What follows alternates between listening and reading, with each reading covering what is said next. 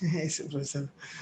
Más ahí en el YouTube, profe. A ver, entonces estamos presentando el tema espectrometría de radiación gamma y detectores de centelleo por el alumno Jonathan Cristian Muñoz, en el curso de física de las radiaciones y dosimetría del curso que se da en la maestría en física médica.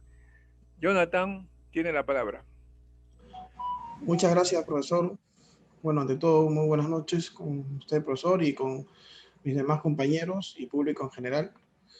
Justamente me ha tocado detectores de centelleo, principalmente los de yoduro de sodio, pero voy a hablar un poquito también de espectroscopía de radiación gamma como complemento, porque ya un compañero antecedió un poquito también de los detectores de centelleo, pero orgánicos y líquidos, ¿no? También semiconductores, hablaron un poco de ello. Entonces yo voy a enfocarme en los que son inorgánicos o monocristales, ¿no? Entonces, bueno, el fundamento, pues, la espectroscopía gamma consiste en la obtención de los espectros de la radiación gamma emitida por los radionúcleos, ¿sí? La espectroscopía gamma clásica está asociada en los detectores de centelleo sólido, especialmente en el que yo le estoy mencionando, del de yoduro de sodio dopado con talio. Recientemente han aparecido los detectores de semiconductores, de silicio, germanio, ¿no? Y otros más que se muestran aquí, cuya aplicación ha revolucionado completamente esta técnica debido a su elevado poder de resolución, ¿sí? Pero sí se empezó pues con este monocristal del yoduro de sodio que no tenía tanta resolución, pero sí era preciso, ¿no? Entonces se basa en que la respuesta del detector es proporcional a la energía del rayo gamma detectado, lo que permite obtener su espectro de energía. Además, el espectro diferencial de N con respecto a E versus la energía, lo vamos a ver en su espectro, ¿sí? También los factores que determinan el espectro, el tipo de detector, la energía de radiación, tamaño del detector, y materiales que rodean el detector, ¿no? Especialmente el blindaje, por un tema que vamos a ver más adelante, que son radiaciones residuales y otras radiaciones también que tiene la muestra, ¿no? Los detectores de centelleo sólido, vemos que la interacción del rayo gamma con el material centellante produce emisión de luz de baja energía, que es captada por los fotomultiplicadores. También la eficiencia aumenta con el tamaño del detector y la resolución depende entre otras cosas, de la condición del crecimiento del cristal. ¿Sí? Un ratito quiero ver si esto no tapa. Ya. La base de la detección de radiación es su interacción con los medios materiales, a los cuales parte de toda su energía, ¿no? Esta energía produce modificaciones en el medio que sí son reconocibles y que permiten detectar y determinar propiedades de la radiación incidente. Partículas cargadas transfieren su energía en forma directa, produciendo ionización y excitaciones, que es la ionización primaria. ¿Sí? Partículas neutras, interacción que llega a la producción de partículas cargadas, las cuales luego ionizan o excitan el detector, que sería la ionización secundaria. Y las formas en que la energía se convierte en una señal utilizable depende del detector. Estas modificaciones son en general fácilmente aprovechables cuando conducen a la producción de un pulso eléctrico, como una introducción a los temas que discutiremos algunas de las características generales a todo tipo de detectores, ¿sí? Bueno, algunos, ¿no? En general, lo que ya los compañeros también lo han hablado, ¿no? Pero algunos detalles que quiero recalcar, por ejemplo, es la sensibilidad. ¿Sí? Empezando por la sensibilidad, que es la capacidad de producir una señal utilizable para un dado tipo de radiación y energía. Cada tipo de detector es sensible a un tipo de radiación y en un rango de energía. Fuera de ese rango, la señal no utilizable o directamente no hay señal. El detector no es sensible, se podría decir, ¿no? Entonces, depende de qué. Depende de la sección eficaz para reacciones de ionización en el material del detector, la masa del detector, que esto determina la probabilidad de interacción de la radiación con la masa del detector. Entonces también vemos partículas cargadas altamente ionizantes, detectores de pequeño volumen y baja densidad. Y también partículas neutras en la sección eficaz muy pequeña. Poca probabilidad de interacción a mayor masa y la masa del detector depende de la radiación a detectar. También vemos aún cuando se produce una señal, la misma debe superar un cierto umbral, ¿sí?, para ser usable. Este umbral depende del ruido intrínseco, ¿sí?, del detector y la electrónica asociada.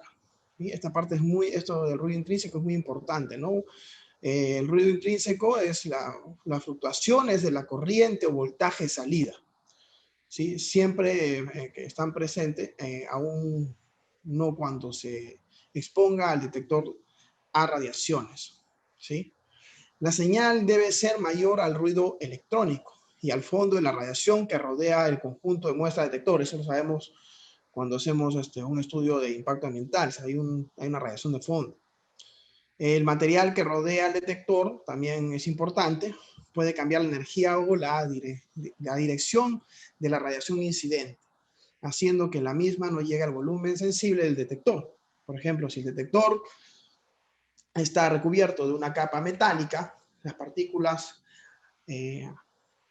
no la atraviesan o no serán detectadas, ¿no?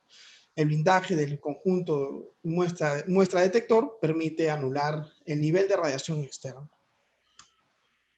Ahora veamos la respuesta del detector, ¿sí? Además de detectar la presencia de una radiación. Compañero, tu PPT se ha quedado paralizado. O bueno, no sé si soy el único. Pero no se logra ver, se ha quedado paralizado nada. A ver, voy a quitar.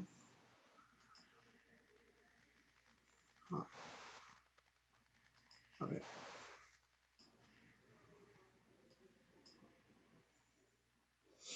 ¿Cómo hago esto? Voy a dejar de compartir. Voy a volver a compartir.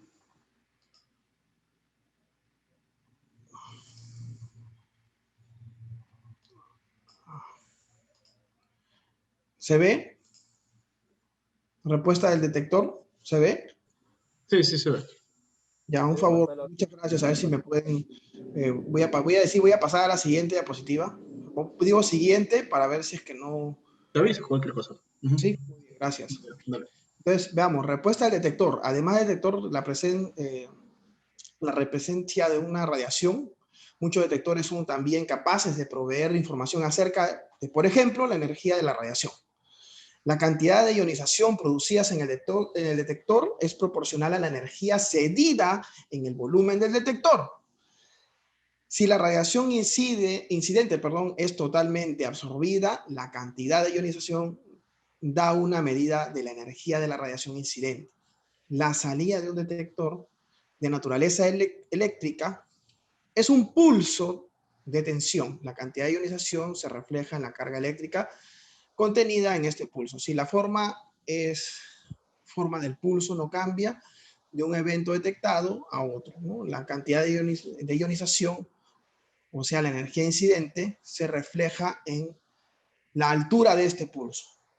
Esto de acá ya el compañero anteriormente lo había explicado, solamente es como una cuestión así rápida de un repaso para recordar, recordar rápido, ¿no? Siguiente. Paso a la siguiente diapositiva. Veamos, sigamos viendo la respuesta del detector. La relación entre la energía de la radiación y la carga total del pulso de salida o de la altura es la respuesta del detector. Idealmente, es deseable que la respuesta del detector sea lineal. Un punto muy importante. La respuesta de un detector depende del tipo y energía de la radiación incidente.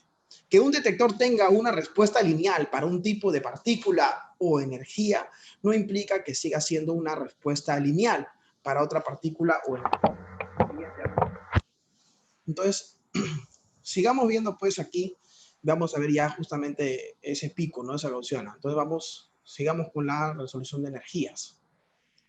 La capacidad del detector para distinguir entre dos energías próximas entre sí utiliza el factor fundamental en aplicaciones en que es necesario determinar la energía de la radiación incidente puede medirse exponiendo el detector a una radiación monoenergética, ¿sí? Idealmente, el pico tipo delta, que está acá, ¿no? Ese es el idealmente, ¿no? Pero en la realidad vemos un pico con un ancho finito y de forma gaussiana, ¿no? Que son los puntos negros, ¿no? Y aquí vemos, ¿no? Las cuentas versus la energía arbitraria, ¿no? Diferente, este es el espectro, ¿no? De diferentes energías, pero realmente cuando se hace la medida se ve ese tipo de curva y se da por eso, ¿no? Un tema de, como mencioné al inicio, de exactitud, ¿no? Entonces, la distribución se debe a la naturaleza estadística de los procesos de ionización y excitación en el material detector. Siguiente. Se ve, ¿no? Resolución de energía. Ahora hay una fórmula R delta de E sobre E, ¿no? ¿Se ve? Si alguien me puede ayudar. Si Sí se se ve. ve. Sí se ve. Se descubre en función del ancho de la altura media, que es también conocida como Full Wide Halt Maximum, que es por las siglas FWHM, ¿no? Que es el ancho de pico, también conocido, ¿no? Entonces, tenemos en este caso E1 y E2 separadas por la diferencia de E, la restra de ellos sería el ancho de ese pico, o FWHM, ¿no? La línea sólida es la suma de los picos gaussianos idénticos separados por esta diferencia, ¿no? Donde R es igual a el cambio de E, o sea, sobre una de las energías, ¿no? Y tenemos aquí, por ejemplo, el ancho de este pico, por ejemplo, ¿no? Que es el FHWM, ¿no? También tenemos RDE, que depende de la energía, donde también es importante, ahorita lo vamos a ver, el W, voy a introducir W, que es la energía necesaria para producir una ionización. Entonces, E es la energía depositada y J es igual a la energía depositada sobre la energía necesaria para producir una ionización. Entonces, este J, asimismo, asumimos una distribución tipo gaussiana. La variancia viene dada por J, ¿sí? Entonces, dos posibles situaciones. Uno, no toda la energía incidente es absorbida. Eventos independientes vale la distribución de Poisson, ¿no? Y vemos que R es proporcional a 2,35, la raíz de J sobre J, o también a utilizando este cambio, sería 2,35 raíz de W sobre E, donde el factor 2,35 es relacional a la desviación estándar de la gaussiana con ese ancho FWHM. Ahora dos, si la energía incidente totalmente absorbida, los eventos son independientes, por lo cual no vale Poisson, o Poisson, como quieran pronunciarlo. Poisson creo que es, ¿no? Bueno, en esta situación, la desviación estándar es F por J. Y R es igual a 2,35, raíz cuadrada, ahora sería pues el producto, ¿no? FW sobre E, que es el factor de Fano que se conoce. F es la función de todos los procesos que conducen la transferencia de energía al medio detector, que incluye los procesos que no producen ionización también. Es una propiedad intrínseca del medio detector y es muy difícil de calcular también, ¿no? Se utilizan otros cálculos numéricos, otros softwares para poder calcular el F, ¿no? Para muchos detectores, F es menor que 1, lo que incrementa la resolución del detector. Ya lo veremos en casos particulares también. Y aquí tenemos justamente un espectro con diferentes tipos de picos, ¿no? Entonces, vemos las cuentas versus la energía, ¿no? Entonces, hay unos picos característicos que vemos, ¿no? Por ejemplo, acá del cesio 137, que es muy conocido, ¿no? Acá hay un fotopico que es bien conocido, que es justamente ese delta E, ¿no? 46 kiloelectronvoltios, que es lo que se está manejando en la diferencia de ese pico, ¿no? Que está justo en 662 kiloelectronvoltios, está por acá, ¿no? El pico, ¿no? Muy bien, miremos que solo el pico gaussiano de dejamos de lado por el momento la estructura del espectro por debajo de los 550 kiloelectronvoltios. O sea, simplemente nos enfocamos en este pico, que es lo que estamos explicando, ¿no? Muy bien. De acuerdo a lo anterior, R sería una constante por 1 sobre la raíz cuadrada de E. Entonces, vemos el punto experimental y la línea teórica de 1 sobre raíz cuadrada de E, ¿no? Y acá tenemos la gráfica, ¿sí? Justamente del ancho de pico con la energía del rayo gamma, ¿sí? Y aquí también que se ha hecho justamente también otra gráfica de la resolución, ¿no? Para este caso en ese fotopico. Entonces, conclusión, la resolución no depende solo de la fluctuación de estadística en el número de ionizaciones. De hecho, que es lo que menos se tiene. Ya veremos este punto al detalle también, ¿no? Bueno, aquí también, ya entrando un poquito a los detectores de centelleo de monocristales, así es como ingresa la radiación gamma incidente. Y también tenemos el cristal centellador, ¿no? Y aquí tenemos los el fotomultiplicador, ¿sí? La radiación gamma absorbente o light emitido, ¿no? O la radiación emitida. Entonces también vemos en los fotomultiplicadores en la secuencia, ¿no? Tenemos el cristal, también tenemos el fotocato, el fotomultiplicador, el alto voltaje, el amplificador, el ADC, el MCA y el visualizador. Donde el MCA clasifica los pulsos según su amplitud o altura, lo cual es proporcional a la energía de la radiación incidente, al contar los pulsos de determinada altura y hacer con estos un histograma. El MCA almacena el espectro, tal como es visto por el detector. Esto el compañero que hizo también este detector de centelleo en la primera explicó un poco, ¿no? Y acá hay unas imágenes que he encontrado de algunos detectores centelleo, ¿no? Que se utilizan, ¿no? De la marca Canberra. Bueno, aquí tenemos un esquema también rápido. Ver la diferencia, ¿no? De un monocristal de detector de centelleo y un HP de germanio, ¿no? Entonces aquí, por ejemplo, vemos una fuente de cristal, fotocátodo, ¿no? Tenemos la alta tensión, el fotomultiplicador y el amplificador. Igual pasa por el ADC, el MCA, el CPU y el monitor. Similar al sistema de lo que el compañero explicó, ¿no? Fuente, tiene ese cristal de detector de germanio, ¿no? Hiperpuro, y de alta tensión, el amplificador y el amplificador igual pasa por todo ese sistema. Como una comparación, ¿no? Y aquí vemos pues una comparación entre el detector de germanio y el detector de yoduro de sodio, ¿no? Si vemos, uno es más preciso que el otro, ¿no? Aquí tenemos las cuentas y tenemos la energía, y vemos que los dos, la fuente es la misma, ¿no? Para el cesio 137.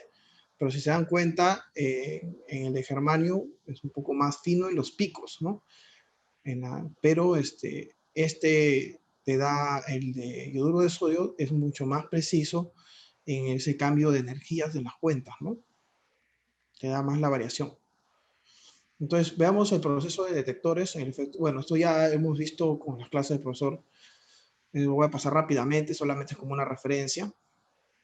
Vemos el efecto fotoeléctrico, ya lo conocemos. El resultado del proceso ocurre una vacante, ¿no? En una de las capas electrónicas de los átomos de cristal emitidos por el rayo X, ¿no? Para detectores de yoduro de sodio, el rayo X es de 28 keV. Esto es importante, ¿no? Correspondiente al yodo, ¿sí? Entonces esto ya lo conocemos, ¿no? El rayo X, un nuevo efecto de fotoeléctrico, todas las energías es cedida al cristal, ¿no? Entonces escapa fuera del cristal y aparece un pico de escape del rayo X a 28 kV, menos que fotopico, ¿no? Y eso es lo que se ve acá, ¿no? El pico de escape, es este pico que está aquí, se da referente a eso, ¿no? Disminuye al incrementarse la energía del fotón y no se observa cuando la energía incidente es superior a 160 keV, ¿no? Analizando aquí. Este es para el cobalto 61, por si acaso. Y acá tenemos el fotopico y el pico de escape. De ahí tenemos el efecto Compton, ¿sí? Los nuevos efectos de Compton más efecto fotoeléctrico cede completamente su energía. Si el efecto Compton escapa del cristal y cede parcialmente su energía. Eso lo sabemos, ¿verdad? Entonces, diferencias entre... Se ve, ¿verdad? Sí, compañero, se ve la diapositiva. Entonces, estoy en diferencias entre espectro real y teórico, ¿no? Entonces vemos la forma gaussiana, distorsión introducida por los procesos de detección, procesamiento y medida por el sistema de espectrometría, ¿sí? Y el área de fotopico amplificada sería teórico, considera solo un efecto Compton, ¿no? Entonces aquí vemos lo teórico y vemos lo real, ¿no?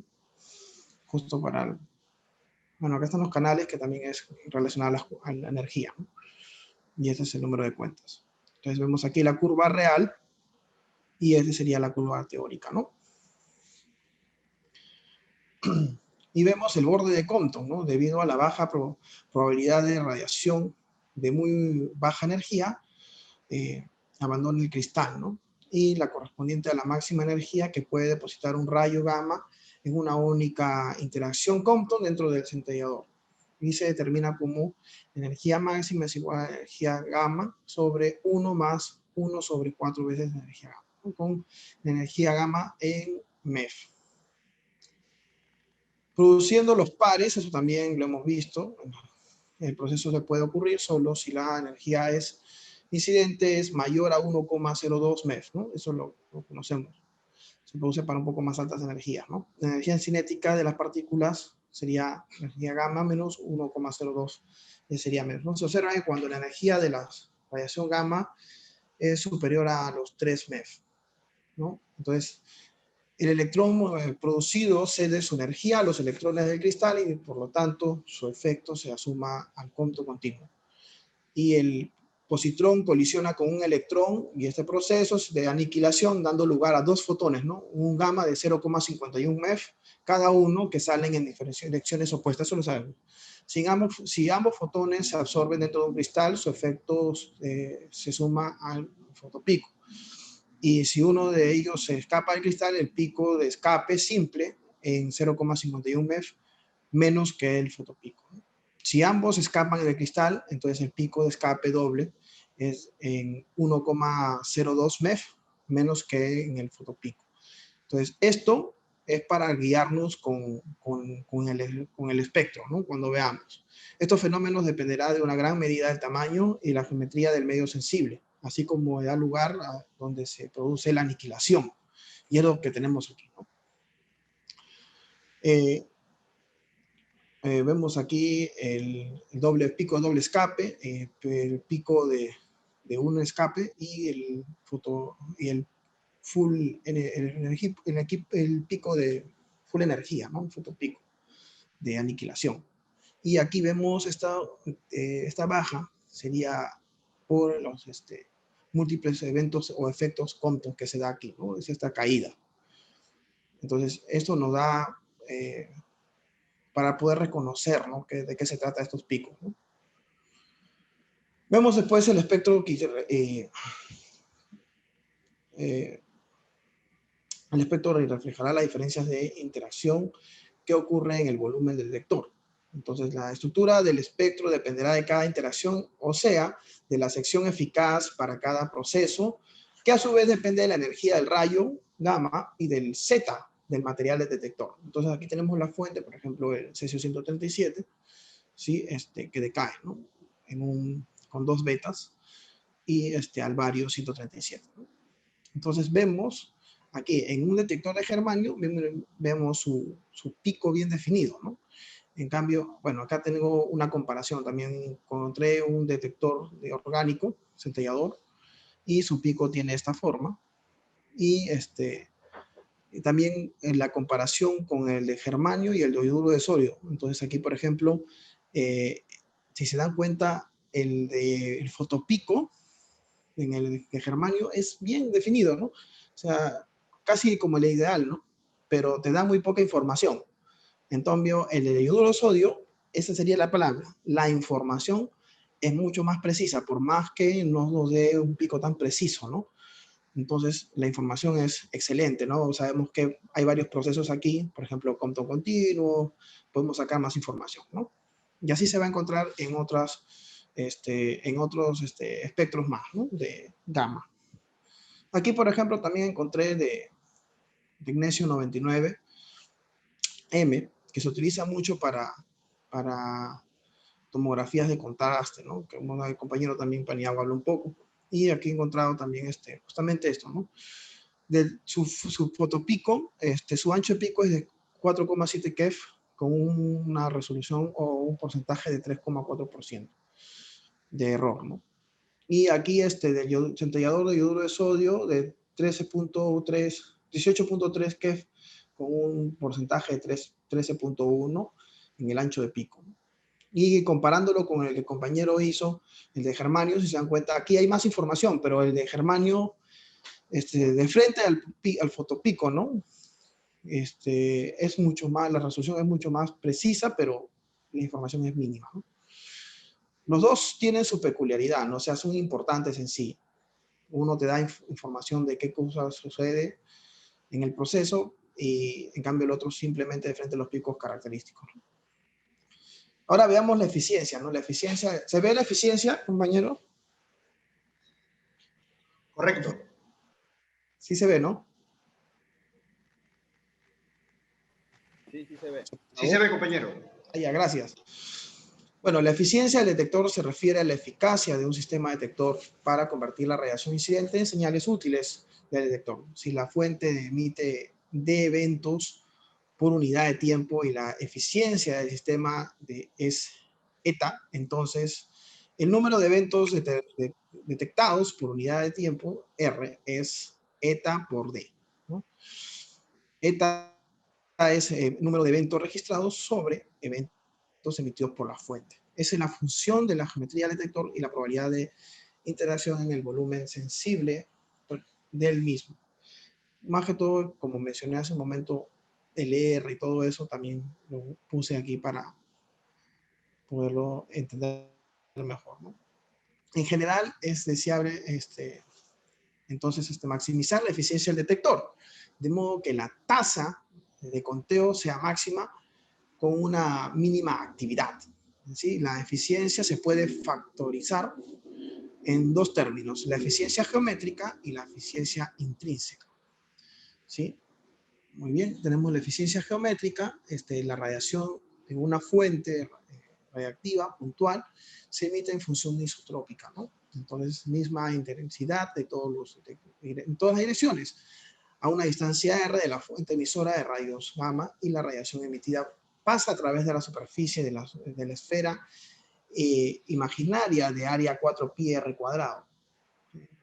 Por lo tanto, por unidad de superficie tenemos I en la actividad sobre el área de esa superficie esférica, ¿no? Donde las unidades es gamas por segundo por centímetro cuadrado. Ya habíamos visto esto de dependencia, ¿no? Como ya se ha explicado antes, tiene aplicaciones importantes para la eficiencia de detección y así como para consideraciones de seguridad radiológica. Se aplica a todo tipo de emisiones radiactivas. Un detector de área a una distancia R de la fuente puntual, gamma mirando hacia ella, interceptará una fracción A sobre 4πr² de la radiación emitida. Entonces, tenemos que eta geométrico será A sobre 4πr², ¿no? Y aquí tenemos justamente la relación, ¿no? Aproximación válida solo cuando la distancia fuente puntual detector es grande, ¿sí? En comparación con el tamaño del detector, ¿sí? Por ejemplo, calcular la eficiencia geométrica para un detector de diámetro igual a 7,5 centímetros a una distancia de radio 20 centímetros de una fuente puntual, la efectividad geométrica sería 4pi d sobre 2, todo esto al cuadrado, sobre 4πr². Y nos da de 0.009, o sea, 0,9%. Y esto es lo que se mencionaba, ¿no? Bueno, aquí también tenemos otros ejemplos. Falla Aquí falla cuando el detector está muy cerca, ¿no?, de la fuente. Para R igual a 0, está igual a infinito. ¿Sí? Una expresión más adecuada sería 1/2 de 1 menos coseno de teta, ¿no?, donde teta es este ángulo de la fuente al detector. ¿Sí? Entonces aquí tenemos, esto también el compañero lo explicó, cuando la fuente está hacia la derecha, o se encuentra dentro, o se encuentra dentro de del detector, ¿no? Ambas expresiones son válidas para algunas fuentes pequeñas y dimensiones comparadas con la distancia fuente-detector, para cuando el tamaño de la fuente es mayor de 0,3 R o sistemas multidetectores se requieren modelos más complejos, ¿no? De ahí vemos la eficiencia intrínseca también, ¿no? Depende del tipo de energía y la partícula incidente. Materiales detector, ¿no? Aquí vemos el coeficiente de atenuación, la energía, vemos el espesor del material, ¿no? Entonces eso también se explicó, ¿no? Aquí, por ejemplo, una gráfica de justo con el yoduro de sodio, talio, vemos los valores de Muso, que es Muso L, ¿no?, que es el coeficiente de atenuación lineal, se obtiene multiplicando Muso M por 3,75, que es la densidad del material, ¿no?, gramos por centímetro cúbico. De acá vemos para energías menores de 100 kiloelectronvoltios, la eficiencia intrínseca es casi 1 para espesores de yoduro de sodio topado con talio del orden de 0,5 centímetros. ¿Sí? Para energías mayores, eso vemos aquí en la gráfica, un análisis. Vemos aquí para 5, 2,5, 1,3, 0,64 y 0,31, ¿no?, como el rayo gamma, y vemos la eficiencia intrínseca, ¿no?, cómo varía. Para energías mayores, claro, para energías mayores los efectos de espesor del cristal son importantes, ¿no?, aunque para un espesor de al menos 5 centímetros la eficiencia intrínseca es mayor a 0,8.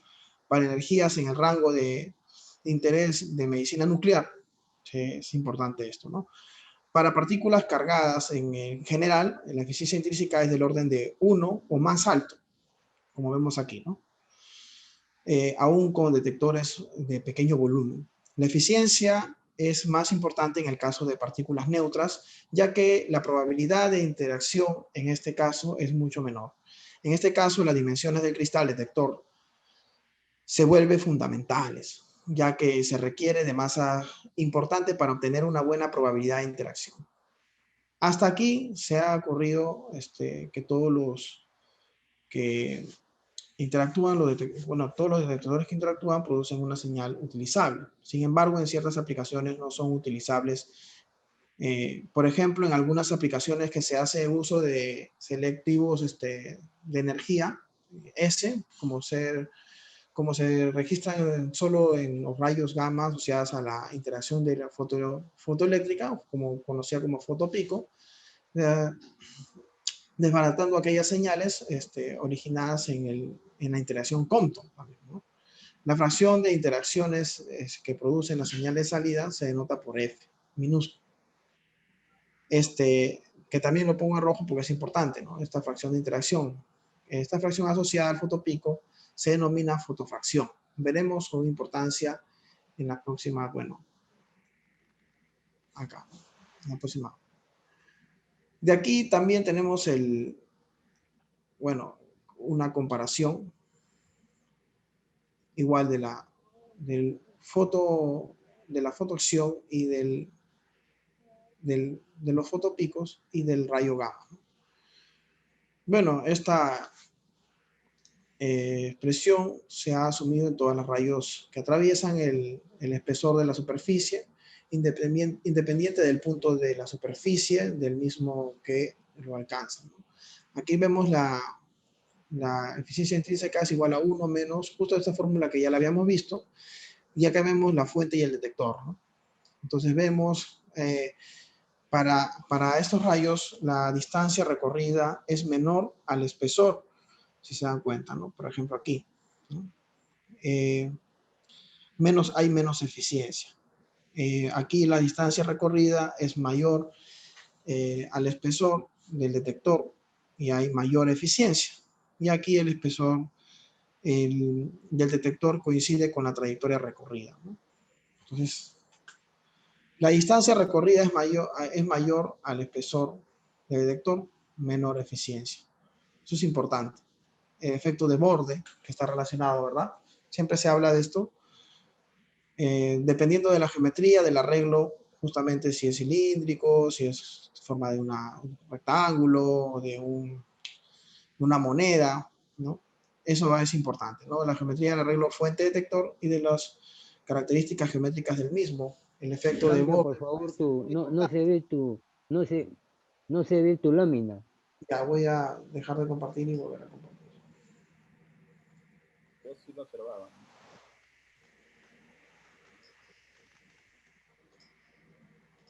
¿Ahora se ve? Sí, igual que en antes se ve. Sí se No, observa, no se, compañero. Sí se estaba observando. ¿Sí? Que de repente cierre, compañero Durán, su celular y vuelva a entrar. Entonces, bueno, aquí vemos, no sirve la expresión simplificada, ¿verdad? Y se debe recurrirse a métodos numéricos, ¿no? Ya, salvo que la eficiencia sea muy alta, ahí sí serviría, ¿no? Entonces, todo depende también de eso, de la geometría, ¿no? Del arreglo, fuente detector. Ahora, determinación experimental de la eficiencia. Ahora, acá se ve la calibración. Las eficiencias del detector se pueden determinar experimentalmente usando fuentes de calibración. Fuentes de calibración son para la cual la actividad de la misma se conoce con precisión. En ocasiones la actividad es dada media o medida por el proveedor, ¿no? De la fuente y se estima a partir de la masa, la vida media y la composición de la fuente. Se mide la tasa de detección de la muestra de calibración y se determina la eficiencia, ¿no? Que ya la conocemos. Entonces, conservar la geometría de fuente detector es importante. La fuente de calibración debe simular con precisión la forma y la distribución de la fuente bajo estudio, ¿no? Y la fuente calibrada y la muestra deben tener igual autoabsorción, o sea, absorción de rayos gamma en la propia muestra. Entonces aquí vemos con un programita que he encontrado que se utiliza una comparación, ¿no? Lo teórico con lo experimental y vemos también la respuesta temporal que hay, ¿no? El tiempo de la toma del detector forma una señal luego de la llegada de la radiación incidente. Ese tiempo es crucial importancia para la aplicación, para aplicaciones temporales, ¿no? Eso sabemos que cuando uno va a hacer espectroscopía hay un tiempo, ¿no? Un día, ¿no? Depende del tiempo, ¿no? 2 días, depende de que se va a dejar la muestra, ¿no? Para llegar a tener el espectro, ¿no? Entonces, para que el detector tenga un tiempo de respuesta aceptable, la señal debe formarse lo más rápidamente posible, ¿no? Entonces, aquí tenemos la amplitud y el tiempo, ¿no? Debe un umbral, ¿no? Entonces, acá tenemos el rising frame, ¿no? Que es la más vertical posible, ¿no? Justamente es la mayor predicción en la determinación del momento de detección del pulso, ¿no? ¿Sí? Y se considera la más vertical posible. ¿Cómo lo vemos aquí en este software? También se da la más vertical posible, ¿no? La duración de la señal también es importante. Durante este periodo, un segundo evento puede no ser aceptado. El detector es insensible. A la segunda señal se suma a la primera, falseando la información. Tiempo muerto del detector, también conocido, ¿no? Bueno, la respuesta temporal depende fuertemente del material que forma el detector, la geometría del cristal del detector, lo que hemos visto, depende del sistema detector en su conjunto, no solo del cristal del detector. Cada elemento del sistema detector tiene un propio tiempo de procesamiento de señales, ¿no? Entonces, todo eso es importante. Vemos justamente las dimensiones, ¿no? Por ejemplo, en este es un caso que encontré de fluoruro de bario, ¿no? ¿Cuáles son las dimensiones, ¿no? que se debe considerar la altura, el ángulo que está antepuesto al fotomultiplicador, ¿no? Ahora tenemos el tiempo muerto, ¿no? Lo que habíamos visto acá. ¿Qué es el tiempo muerto? Es la toma al detector para procesar un evento relacionado a la duración de la señal. Durante este periodo, un segundo evento puede ser no aceptado. El detector es insensible, o bien una segunda señal puede sumarse a la primera, dando lugar a un pulso distorsionado y en consecuencia a una pérdida de la información contenida en los mismos.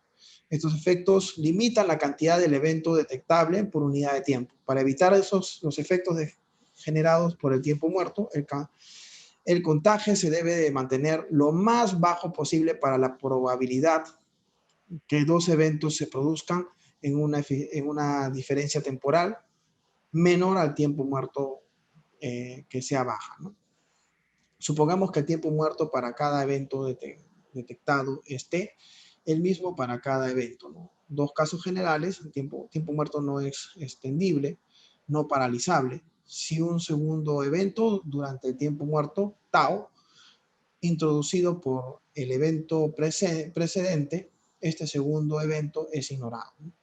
Luego el tiempo tau, el sistema vuelve a registrar eventos.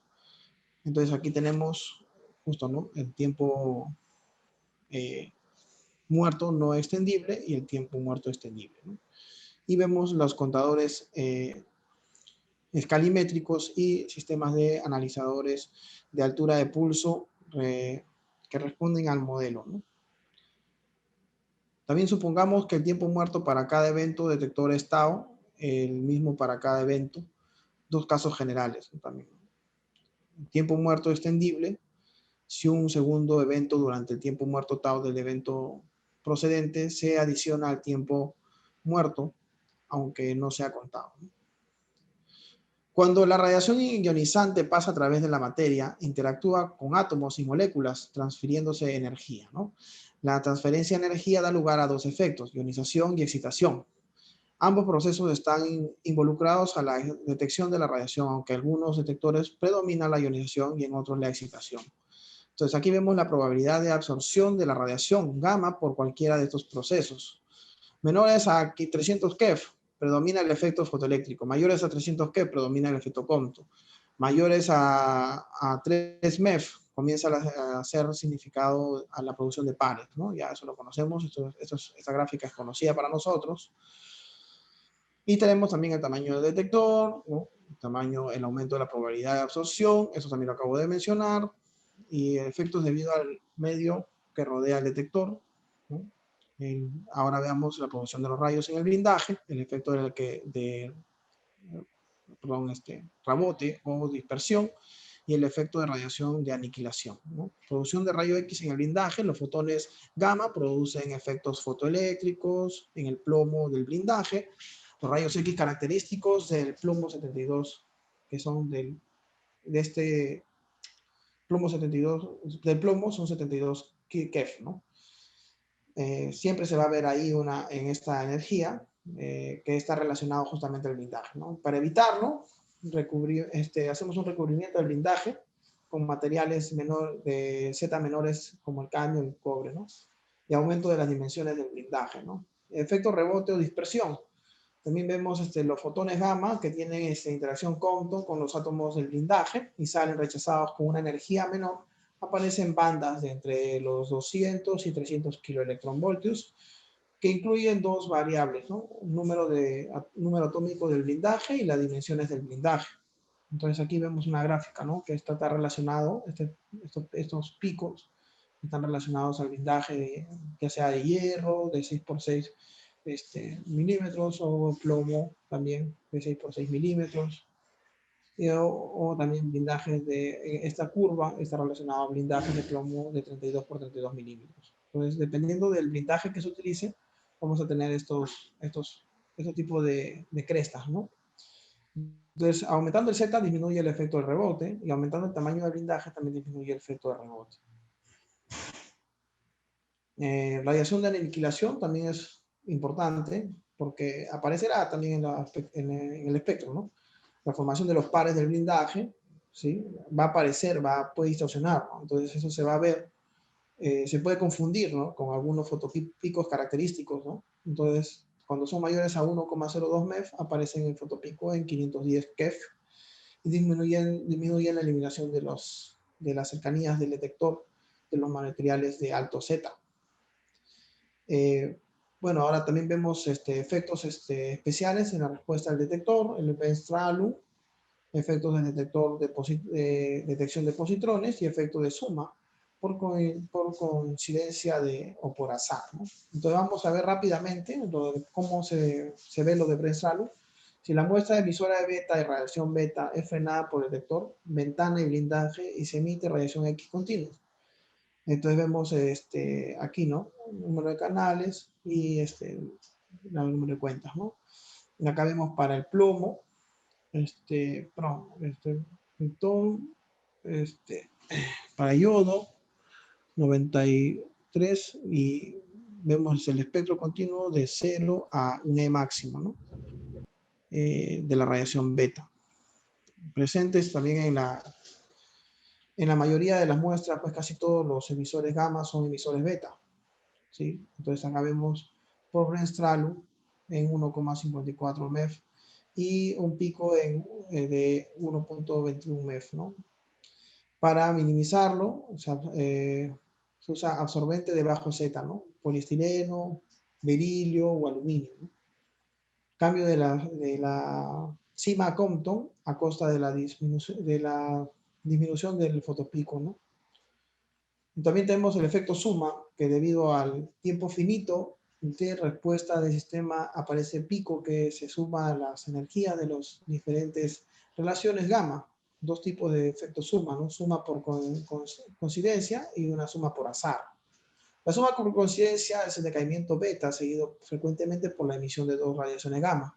La probabilidad finita por ambos se ha detectado simultáneamente. Entonces aquí vemos también, ¿no? Esto también se lo voy a dar para que el PPT, para que lo puedan analizar, ¿no? Eso es importante. Disminuye el alejado de la fuente del detector.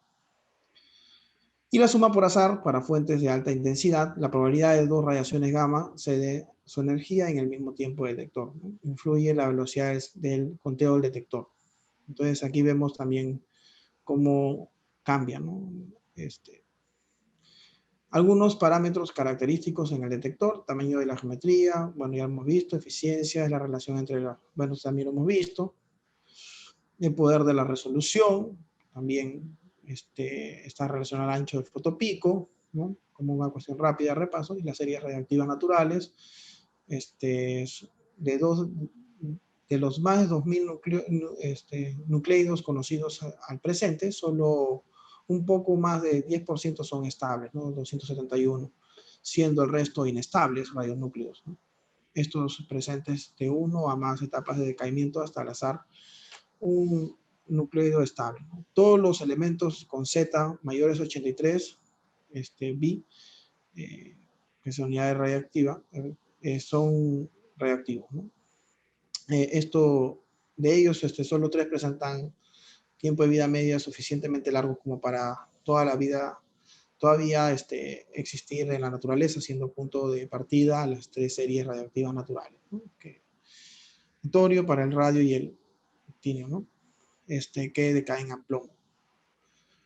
Bueno, aquí vemos las ventajas y desventajas, ¿no? Del yoduro de sodio comparado con el que el compañero expuso, ¿no? El germanio. En el yoduro de sodio la ventaja es que tiene bajo precio y la operación en tiempo ambiente tiene una alta eficiencia, ¿no? En cambio aquí también tiene una alta resolución. Son detalles que hemos visto, ¿no? Los picos son bien definidos y aquí en cambio son más gaussianos, ¿no? Pero también eso da una alta eficiencia porque te da más información, ¿no? La desventaja es la baja resolución, lo que él sí lo tiene, y la desventaja es que operan a temperaturas muy bajas, ¿no? Entonces hay que gastar en refrigerantes, todo eso, ¿no? En un detector de centelledo consta de varios, bueno, vamos a entrar de frente ya al que hemos visto ya anteriormente, el fotocátodo y el multiplicador de electrones, que ya se había explicado. Aquí tenemos, ¿no? Cómo es la geometría del del centellador, el fotomultiplicador, vemos aquí la ventana, el protector, la densidad del material y la base, ¿no? Aquí tenemos un centellador, ¿sí? ¿Cómo es el proceso, no? Viene la radiación incidente, es el reflector, la guía de la luz, y esta cambia de frecuencia, ¿no? Bien, llega un fotocátodo y hay una transferencia de electrones y hay un multiplicador de electrones, y esta señal, este es el fotomultiplicador, todo esto, y hay una señal eléctrica, y se da un procesamiento de la señal análogo digital, ¿no? Acá hay unas imágenes de algunos detectores, ¿no? Un centellador que he encontrado unas fotos, ¿no? Fundamento básico, ¿no? El pasaje de la radiación a través del centellador, en una excitación de los átomos y moléculas, la emisión de fotones. Estos son transmitidos al fotomultiplicador, donde son convertidos en un pulso de fotoelectrones, que es aplicado por un sistema multiplicador, ¿no? Los materiales del centellador presentes en la propiedad, conocida por luminiscencia, ¿no? Eso ya lo conocemos. Hay una fluorescencia para un tiempo, bueno, al ser expuestos el material a una radiación, absorbe una energía y la reemite en forma de luz visible, ¿no? Y esas serían las frecuencias. En primera aproximación, la evolución temporal del proceso de remisión puede escribirse de esta manera. Luego aquí tenemos el tiempo y la expedición del tiempo de la luz, ¿no? En muchos casos este proceso es mejor describirlo de esta manera, ¿no? Como la suma de dos variables, ¿no? En general, es un modelo ya matemático, ¿no? Que te ayuda a entender mejor este tipo de respuesta, ¿no? O sea, para que puedas sumar sumas dos gráficas para poder llegar más rápido a este pico, ¿no? En un buen material centellador debe cumplirse que la alta eficiencia es la conversión de energía de excitación en radiación fluorescente, ¿no? Transparencia del material a esta radiación para permitir su transmisión. La emisión de un rango espectral consistente en el rango de respuesta del fotomultiplicador y el corto tiempo de decaimiento y la durabilidad, ¿no? Centelladores inorgánicos, tenemos varios, ¿no? Yoduro de cesio, yoduro de potasio, dopados con talio, dopados con sodio, ¿no? Acá hay algunos que son no alcalinos también.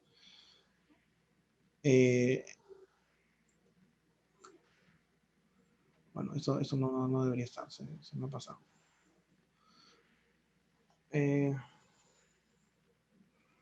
Quería pasar acá.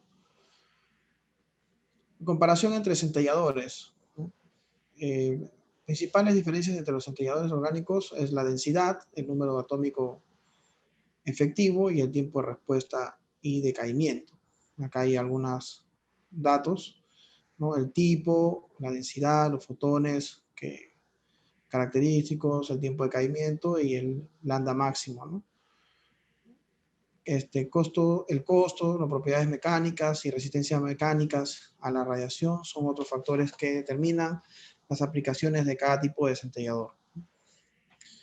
Los centelladores orgánicos, bueno, tienen un Z promedio del orden de 4, entonces como haciendo la comparación, y una densidad del orden de 1 gramo por centímetro cúbico.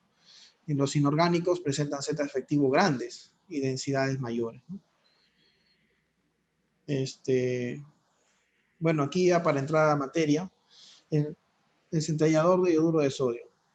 Las ventajas del centellador lo han convertido en el detector más empleado para casi todas las aplicaciones de rutina de la medicina nuclear, con rayos gamma en el rango de los 50 a 250 keV.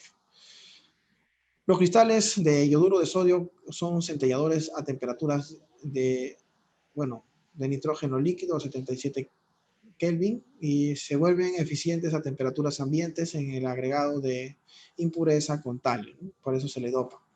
Los cristales de yoduro de sodio dopado con talio son crecidos a partir de yoduro de sodio, fundiendo con el agregado de 0,1 a 0,4% molar ¿sí?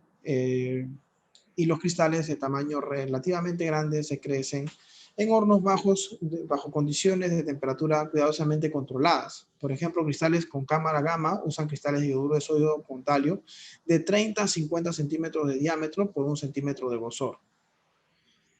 En algunas razones por la cual se emplea yoduro de sodio con talio en medicina nuclear.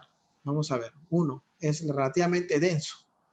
¿Sí? Esta es la densidad 3,67 en gramos por centímetro cúbico y contiene un elemento relativamente alto, que tiene un alto número atómico, ¿no? Que coincide con lo que hemos hablado, ¿no? 53, que es el yodo. Por lo tanto, es un buen absorbente y muy eficiente detector de radiación penetrantes, tales como los rayos X, los rayos gamma y el rango de 50 a 250 keV. El modo predominante de interacción de este rango es absorción fotoeléctrica. 2, eficiencia produciendo un fotón de luz visible por cada 30 electronvoltios de energía de radiación absorbida. 3, es transparente a propia emisión de centelleo. Muy poca pérdida de luz de centelleo por autoabsorción, incluso en cristales de tamaño relativamente grande. Un poco de lo que había explicado. 4, se puede crecer cristales a tamaños relativamente grandes, de manera lo cual es ventajoso para los detectores empleados por imágenes médicas.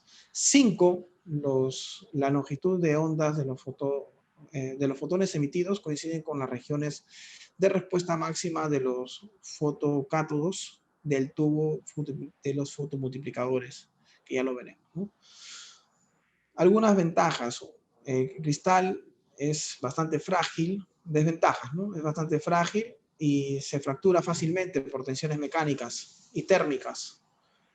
Las fracturas no necesariamente destruye el detector, pero crean regiones opacas, ¿no? En el cristal, produciendo la cantidad de fotones de centelleo que alcanzan el fotocátodo, ¿no? También vemos que el higroscopio. 2, higroscópico, ¿no?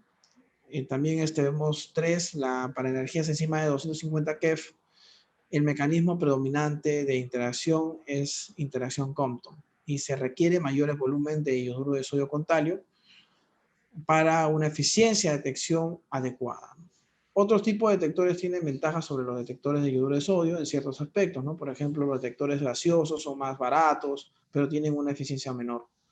Los detectores semiconductores tienen mayor resolución de energía, pero son muy caros y de usar sobre todo para cámaras gamma, ¿no?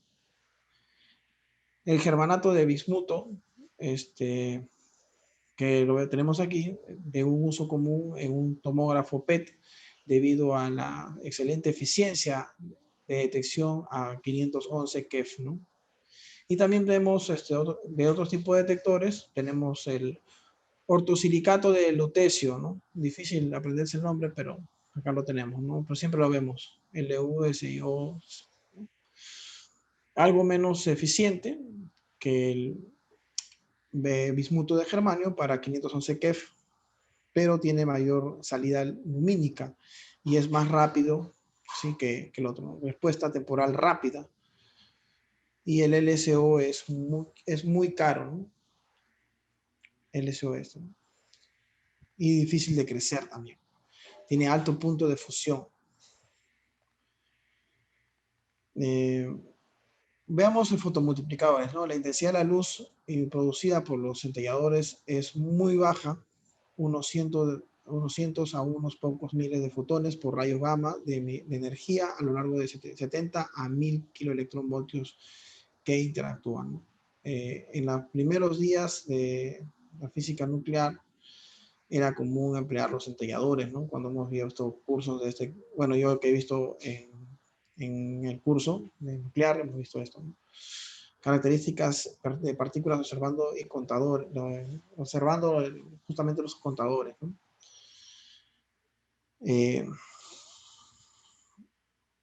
Bueno, hay sus limitaciones, ¿no?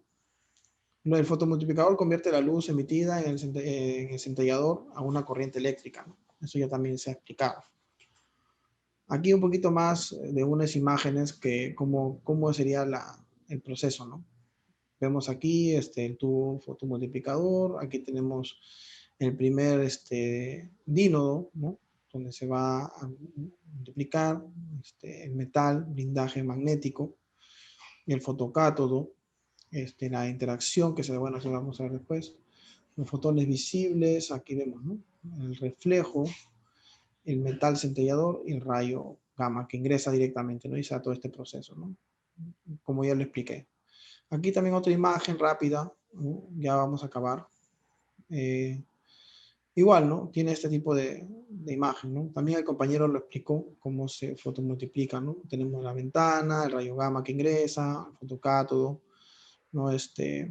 Y tenemos aquí el fotoelectrón, el electrón focalizado, y la cadena de dínodos y la envoltura de vidrio, ¿no? Que tiene todo esto. El vacío, eso está en vacío, y acá tenemos el ánodo que va a producir todo esto, ¿no? Acá va acelerándose por cada dínodo que va reflejando, ¿no? Entonces el fotocátodo, como vemos aquí, en la superficie frontal inferior de la ventana de entrada del vidrio del tubo está cubierta por una sustancia fotoemisora, ¿no? Sustancia que emite los fotones cuando es golpeado por fotones de luz visible, ¿no? Convierte los fotones de electrones en vía por el efecto fotoeléctrico, ¿no? Bueno, eso también nos da una longitud, y tenemos justamente esta gráfica, ¿no? Gracias a este tipo de proceso, tenemos justo para la salida del yoduro de sodio, ese tipo de ancho de longitud, ¿no? Bueno, aquí también para una comparación, ¿no? de varios detectores de monocristales, ¿no? Cómo sería el ancho de la longitud, ¿no? De la onda. Solo una fracción de los electrones liberados por fotones incidentes escapan del fotocátodo, ¿no? Como vemos aquí en la imagen, ¿no? Bueno, luego la emisión de los fotoelectrones deben ser colectados y enfocados en la primera etapa de la cadena del amplificador. Esta tarea es realizada por un sistema electro-óptico mediante la aplicación de un campo eléctrico, ¿no? Y esto también lo hemos escuchado, que el compañero lo explicó. Quiero algo rápido nomás para que no creo que media hora nomás me queda, ya me he pasado. Los electrones secundarios también expulsados desde el primer dínodo son atraídos por el segundo dínodo de 50 a 150 voltios más altos que el primer dínodo, ¿sí? El proceso de multiplicación se repite a través de múltiples dínodos, entre 9 y 12 dínodos. El factor de multiplicación es de 3 a 6 por dínodo, ¿sí? La multiplicación total es de 6 por 10 a la 7. Para el tubo de 10 etapas, con un factor de multiplicación promedio de factor de multiplicación de 6 en cada dínodo. La intensidad de corriente producida es proporcional a la intensidad de la señal lumínica incidente en el fotocátodo, por lo tanto también a la energía depositada de la radiación incidente. Bueno, muchas gracias por su atención. He tratado de hacerlo lo más corto posible. Es un tema muy extenso que se tiene que tocar con pinzas, ¿no? Creo que es ya mucha gente que trabaja con ese tipo de detectores tiene más expertise que yo, ¿no? Pero he podido hacer lo más que he podido encontrar, ¿no? Muchas gracias. Gracias, gracias. Bueno, dime, tú, hazme recordar, ¿en qué trabajas? Ahorita me encuentro apoyando en un centro médico que van a poner un tomógrafo. Entonces estamos haciendo las verificaciones, ¿no? He hecho, bueno, aparte también tienen rayos X, ¿no? Sacan placas de rayos X, pero ahorita también están haciendo toda la preinstalación. Estoy ahí apoyando, ¿no? En algunas cuestiones Y, técnicas. y tu Y que ahorita me estoy conocimiento sobre desenvolviendo este ahí. tipo de detectores de centelleo, ¿cómo lo has adquirido? ¿Cómo? ¿Cómo conoces ese tipo de detectores? Bueno, llevé el curso de física experimental la primera vez que conocí esto. Y ¿Dónde? en San Marcos, ¿no? En mi pregrado, eh, me enseñó el profesor Torres Tapia, Eusebio. Y, Eusebio. sí, el profesor Eusebio Torres Tapia, de la Facultad de Ciencias Físicas de San Marcos, ¿no? ¿Qué edad tendrá Torres Tapia? Ya debe tener 70 años, ¿no? Ya. ¿Y, Sí, y el, practicaste con un detector sí, así el o profesor tenía sus muestritas, ¿no? Tenía también el profesor trabaja con el profesor Baltuano, ¿no? Oscar Baltuano, que trabaja en el IPEN, ¿no? Entonces el profesor pudieron construir un centellador, ¿no? De yoduro de sodio y tenían sus muestritas, ¿no? De cesio, de yodo, de algunos fuentes y tenía pues un fotomultiplicador, ¿no? Todo se veían tenía un software especial que ellos habían hecho y las cuentas, ¿no? Y se veía la espectroscopía, ¿no? Gamma y ahí fue la primera vez que conocí esto, ¿no? Y Altuano? justo ahora en mi tesis bueno, ahora estoy por hacer estoy utilizando también este tipo de centellador para hacer un mapeo de, de los radionúcleos naturales que se encuentran en la costa del Perú, ¿no? Por ejemplo, en las playas. Entonces, también estoy relacionándome con esto, ¿no? En mi tesis. ¿Qué cosas en las playas? O sea, estamos tomando muestras de la tierra, de la arena del mar, y lo estamos haciendo un proceso térmico para sacar pues las impurezas del agua, el hidrógeno, ¿no? Y que es solamente el material y ver qué radionúcleos se encuentran ahí, ¿no? ¿Y Con qué, este detector. y qué han encontrado? No, todavía estoy haciendo el experimento de la tesis, todavía estoy en proceso. Muy interesante, muy interesante. Ok, pregunta muchachos.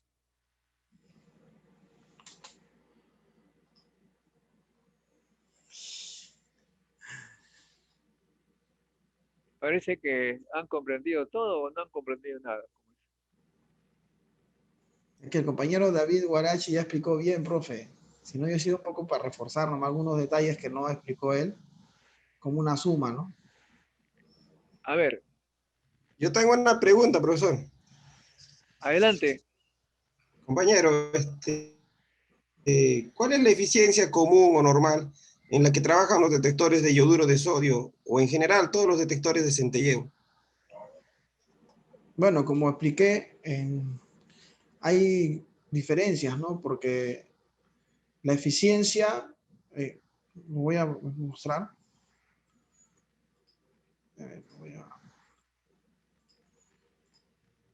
O sea, Hay eficiencia de todo tipo. Eficiencia geométrica, intrínseca.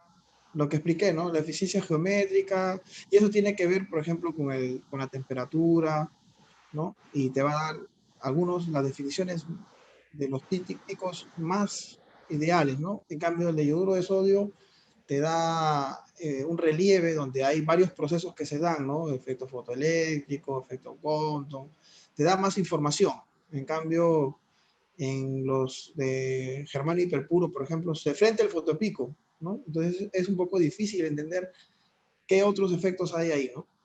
Entonces hay una variación dentro claro, la diferencia es que el de yoduro de sodio no es tan preciso en los fotopicos, ¿no? Son gaussianas, ¿no? Las curvas. Entonces hay gente que utiliza, hay personas, científicos que utilizan los dos, ¿no? Utilizan de germanio hiperpuro para hacer más, para saber exactamente en qué energía está el fotopico, pero hay otros que quieren ver el proceso, ¿no? Porque con eso identifican, ¿no? Y hay una identificación de radionúcleos, entonces hacen la comparación con las cartillas, ¿no? Para eso sirve.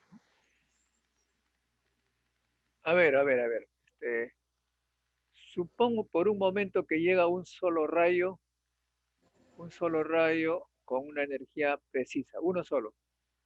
¿Cuál sería la diferencia entre el germanio hiperpuro y esto? Ah, ¿Cuál no, sería? pero uno solo va a caer en el mismo, ¿no? Hará una desviación ¿Dónde? estándar, o sea, hay ¿Dónde? la información, ¿no? Cuando de la señal en el proceso analógico digital, imagino que hay una variación, ¿no? que de repente no es tan eficiente, ¿no? El de germanio hiperpuro sí la ve, por el mismo detector, por la geometría del detector, por todo lo que se ha explicado de la eficiencia, el de germanio hiperpuro, si es uno, más preciso, ¿no? En el punto donde quieres determinar la energía, ¿no? ¿Y el otro? El otro, hay una desviación estándar más grande, ¿no? De repente no da en el punto, va un poco más abierto, ¿no? No, pero Pero porque, cerca, cerca, si es uno solo, igual cerca, ¿no? Tiene que estar cerca, pero hay una desviación siempre estándar un poco más grande, ¿no? pero no habría esos picos que tú muestras en el espectro. Es que ahí hay muchos, ahí hay muchos cuentas, pues, ¿no? Entonces ya se forma todo una gaussiana, ¿no? En Por eso, cambio, en el estudio, por eso eh, a eso ahí voy. inciden varios, ¿no? Y siempre la suma, hay una suma, ¿no? Un efecto suma. ¿Y por qué no se suma en el caso del hiperpuro? Por justamente el tema de eficiencia, ¿no, profe? Diferentes tipos de eficiencias. Como El eficiencia. tema de temperatura, No, de pero fondo, estamos varias hablando cosas. de que si es uno solo, caen en el mismo sitio. Claro, Si son muchos, tendrían que caer en el mismo sitio. Tendrías un pico más ancho de repente, pero ¿por qué tú ves hacia la izquierda una serie de cosas y que no ves en el germanio hiperpuro?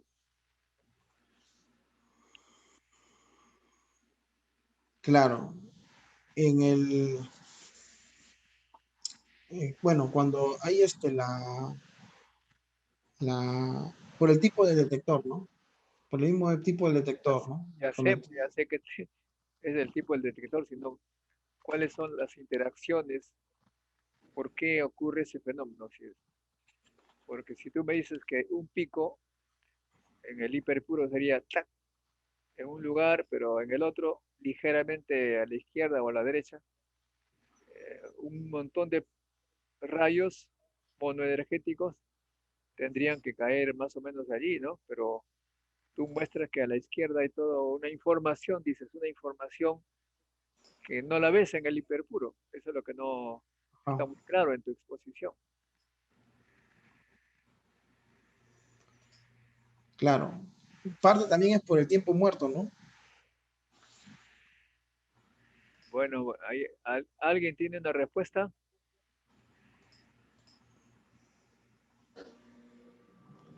A ver, David Guarachi.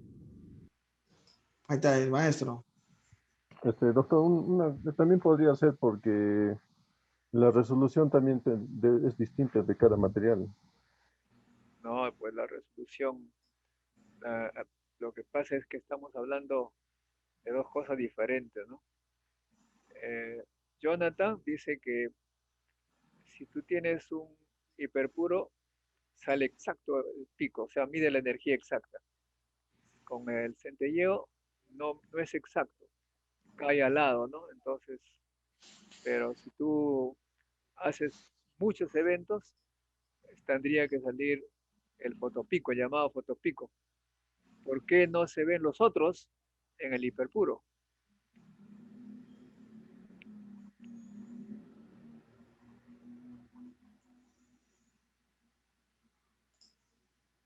Si yo con el hiperpuro mido los rayos que hay, tendría que medir varios picos bien precisos.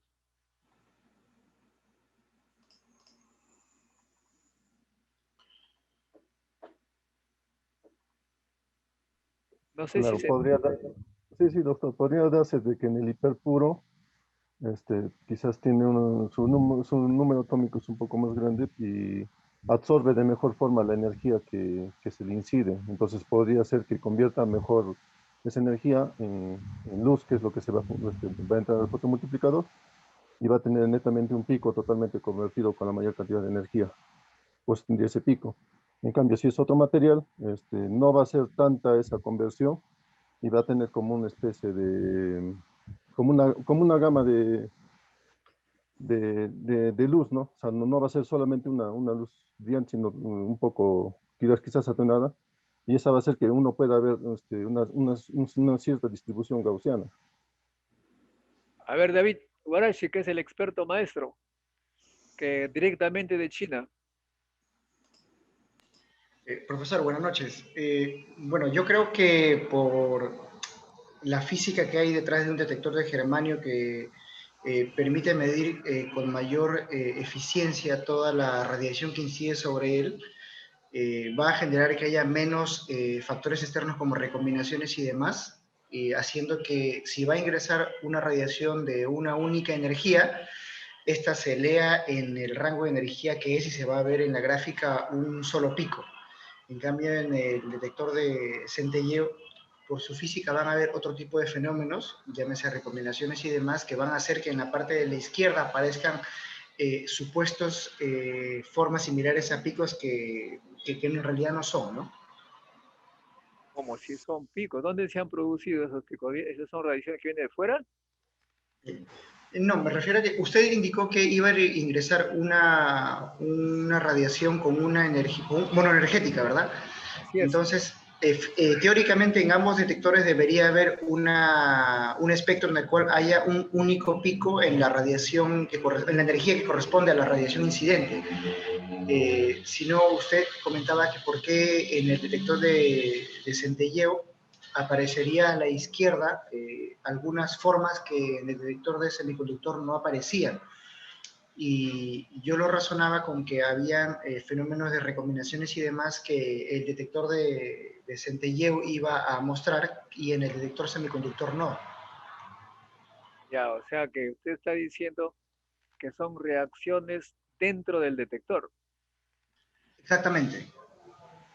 Ah, es totalmente diferente, o sea que no se trata de que de afuera vengan esas radiaciones, sino que el fotopico sería solamente producto de los rayos que fueron totalmente absorbidos. Profesor, Todos, entonces, todos los rayos que son absorbidos totalmente se van a situar allí a la misma altura que el hiperpuro, ¿no? Todos. Pero en el centelleo no todos son absorbidos completamente, sino que se producen una serie de reacciones en por la naturaleza del detector, una serie de radiaciones que generan otro tipo de señales. En otras palabras, si hacemos la integral del fotopico, contando el número de eventos que se están midiendo allí, ese número de eventos va a ser menor que en el fotopico. ¿Podríamos decir eso o no? Sí, efectivamente, por eso es que cuando se hace una comparación de espectros como el que mostró el compañero en la clase de hoy, se ve que siendo la misma fuente en ambos detectores, un semiconductor germanio hiperpuro y un centellador, el de germanio hiperpuro mostraba más cuentas, siendo la misma fuente. Ven ustedes, ese tipo de razonamientos que les estoy mostrando ahora es lo que vienen en las prácticas y en los exámenes. Se trata de comprender el fenómeno cuando uno estudia, se hace preguntas, entonces identifica ese tipo de cosas. ¿Me dejo entender? sí, o sea, profesor, vendría a ser el mecanismo del centelleo, pues, ¿no? Claro, o sea que en el fondo, el rayo cuando ingresa al centelleo, eh, algunos son O sea, este absorbidos. ya sería más cuántico, ¿no, profe? No, algunos son absorbidos totalmente, pero otros interactúan con el material centelleo y generan una serie de fenómenos que usted dice que es información adicional, pero es una información, no es una información adicional, sino es más bien la información que se pierde de lo que uno está buscando, que Claro. porque interactúa con el material, digamos, ya no es, al final se descompone el rayo en varios fenómenos, la energía total absorbida es la misma, pero será igual a un pico más otro pico que se producen allí en esa interacción. Disocian, ¿no? Mm.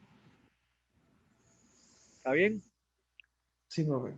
Claro, pero por otro lado también eso depende mucho, pues, de una cosa. Estamos haciendo la hipótesis, ojo, estamos haciendo la hipótesis que el número de rayos que ingresan al hiperpuro es igual al número de rayos que ingresan al centellador. ¿Ah? Ojo, si es que el número de rayos es el mismo, vamos a ver que los fotopicos va a ser producto de menos rayos y el hiperpuro va a todos los rayos, pero en el centellador van a haber otros picos a la izquierda porque algunos de los rayos han tenido interacciones diferentes.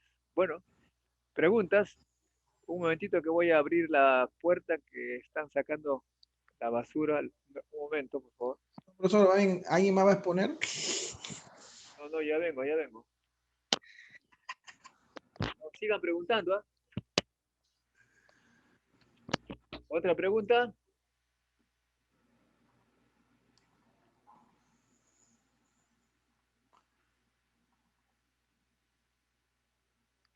Bueno, ahora, ¿cuál es la diferencia de tus detectores con lo que presentó David? En pocas palabras, ¿cómo lo resumirías? ¿Cómo lo resumes?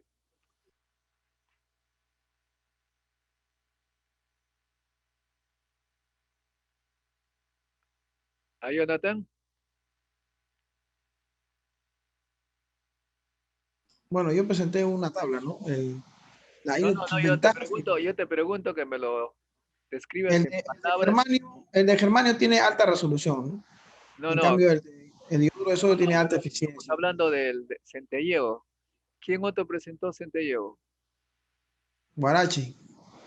Ya, Guarachi justamente. Le tengo la palabra Guarachi. Ah. Entonces, ¿cuál es la diferencia entre esos dos? Para recordarle al compañero que el detector de centelleo que yo presenté era centelleo líquido, ¿no? ¿Estuviste en la exposición de Guarachi, David? Sí. Sí, porque era el que la fuente cubría todo el detector, ¿no? Algo así. Y ahí, por ejemplo, ¿cómo se produce? ¿También se produce el mismo espectro?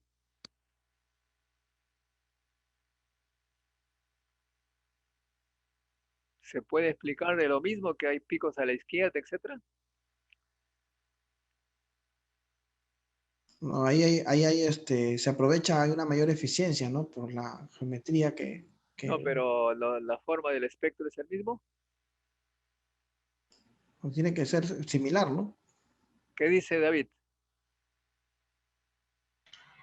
La forma del espectro, sí, efectivamente va a ser el mismo. La diferencia básicamente está en la naturaleza de la fuente que vas a medir, ¿no? En mi caso, las fuentes son líquidas, tanto emisores gamma, betas. En cambio, para los yoduros de sodio está diseñado principalmente para fuentes sólidas, aunque también se pueden medir fuentes líquidas.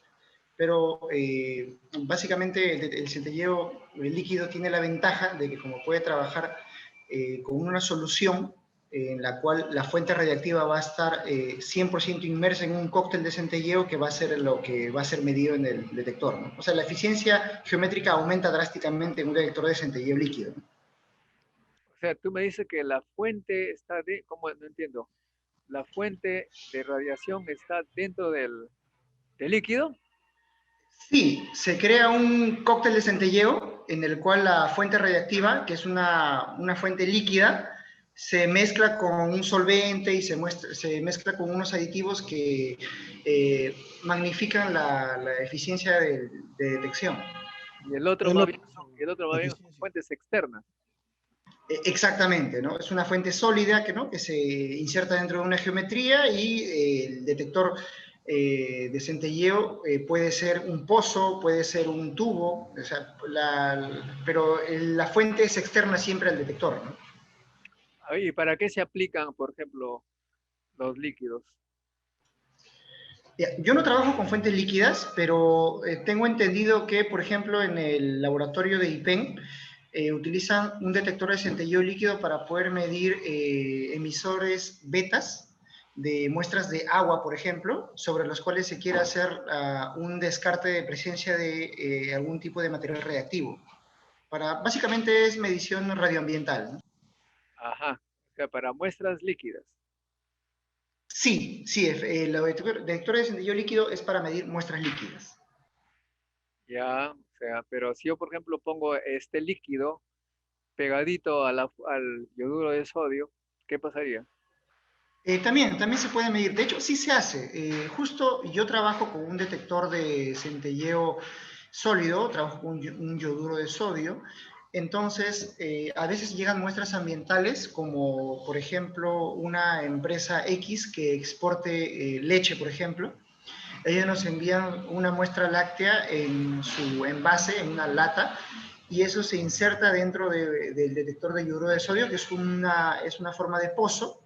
La muestra ambiental se inserta dentro de ese sistema, se cierra el pozo y se hace un conteo en un determinado tiempo, ¿no? Muy bien, pero entonces, ¿por qué se utiliza, cuál es la diferencia entre los dos para medir lo mismo? Básicamente que cuando se quiere medir una muestra líquida con una mayor eficiencia de detección, es preferible usar un detector de centelleo líquido. Además que un yoduro de sodio, por ejemplo, básicamente se utiliza siempre para medir gamas. También se puede utilizar para medir betas, pero su eficiencia no es tan buena. En cambio, un detector de centelleo para medir muestras que emiten radiación beta es excelente. Entonces, cuando llegan muestras ambientales al IPEN, al Laboratorio de Radioecología, con la intención de poder cuantificar su emisión beta, en el 100% de los casos se utiliza un detector de centelleo líquido. Muy bien, bueno, respuesta correcta.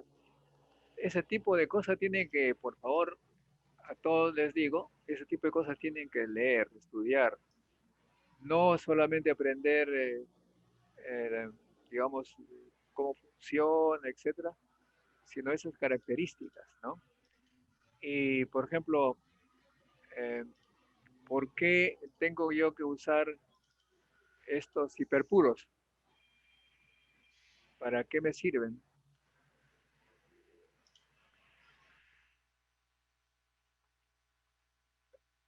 Aquí, ¿quién fue que? Eric, ¿no? Habló de los semiconductores. ¿Cuál es la ventaja, Eric? Profesor, para hacer una aclaración, ¿no? El compañero expuso sobre detectores semiconductores, pero específicamente el tema de los detectores semiconductores hiperpuros lo ha tomado el compañero Javier Quispe y es la última ponencia de la lista. Bueno, pero de todas maneras, en los semiconductores también hay una diferencia, ¿no?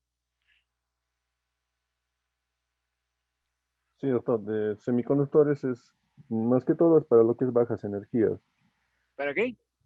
El tema que yo expuse exactamente era para la detección de bajas energías. Ya, pero ¿cuál sería la ventaja respecto a esto? Eh, O los bueno, que hit, o los hit. eh, doctor, Ah, ¿por qué se aplica uno o lo otro? ¿Para qué sirve? ¿Cuál es la diferencia? es según lo que se quiera detectar. O sea, qué partícula específicamente o qué radiación es la que quieres detectar, es lo que uno escoge, un detector específico para tener el menor error posible, ¿no? En ¿El error este en qué? caso, ¿El error lo en que qué? yo estaba, ¿El error en qué? o sea, para tener el menor error posible en detección de dosis o interacción, pues hay una diversidad de detectores que son específicos para cada tipo de Ya, pero partícula que uno quiera detectar. con estos detectores usted mide la energía también, ¿o no? Claro, se mide la energía. ¿Con precisión mejor o no? Dentro de su rango, sí, podría mejorar su precisión. Aparte de que, bueno, la ventaja del diodo es que puedes hacerlo casi en tiempo real, ¿no? Unos cuantos microsegundos, unos segundos de tiempo de procesamiento. Eso es muy importante. Hay unos detectores que sirven para lo que se llama la espectrometría o espectroscopía, Ujú. ¿no? Que se necesita medir los espectros de energía y otros. Ok, bueno, muchachos, Vamos a dejarlo allí. Y vamos a dejarlo allí. No vamos a empezar otra exposición porque ya es un poco tarde. ¿Quién sería el próximo expositor? Yo, profesor, ¿Sobre qué tema? sobre los contadores Heiger-Müller. Uy, lo más fácil usted ha agarrado. Yo no sabía, profesor. Recién he tenido que averiguarme todo. No manejo mucho lo que es la parte de detectores y todo, pero he estado averiguando. No sabía que tampoco era fácil. No estoy bromeando, estoy bromeando. Claro. Ok, listo, jóvenes. Entonces nos vemos la próxima, mañana a las 8 en punto, ¿sí? Muchas gracias, profesor. Hasta luego, profe. Gracias. Hasta luego, profesor. Hasta luego. Interesante. Hasta luego, profesor. Hasta luego.